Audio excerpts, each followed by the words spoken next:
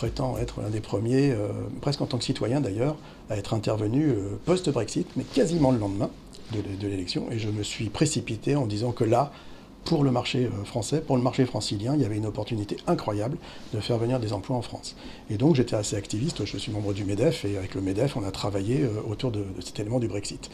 Et nous avons regardé quels étaient les atouts que pouvait proposer la France. Et on s'aperçoit que nous avons toutes les industries, tous les emplois, tous les transports, la culture, les écoles. Donc en fait, maintenant, c'est capitaliser sur tous ces avantages et les positiver et arrêter de penser que nous sommes toujours différents et moins bien que les autres. Nous avons tout pour réussir. Il y a bien évidemment le projet du Grand Paris. Le SGP aujourd'hui est un magnifique, un énorme projet très, très positif pour l'ensemble de l'Île-de-France.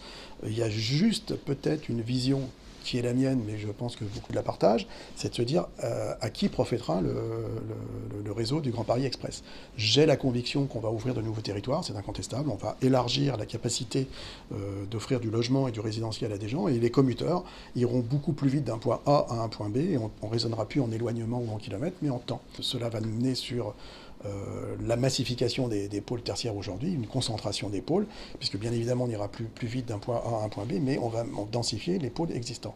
Donc on va avoir cette densification, mais également ce que moi j'appelle la capillarité urbaine.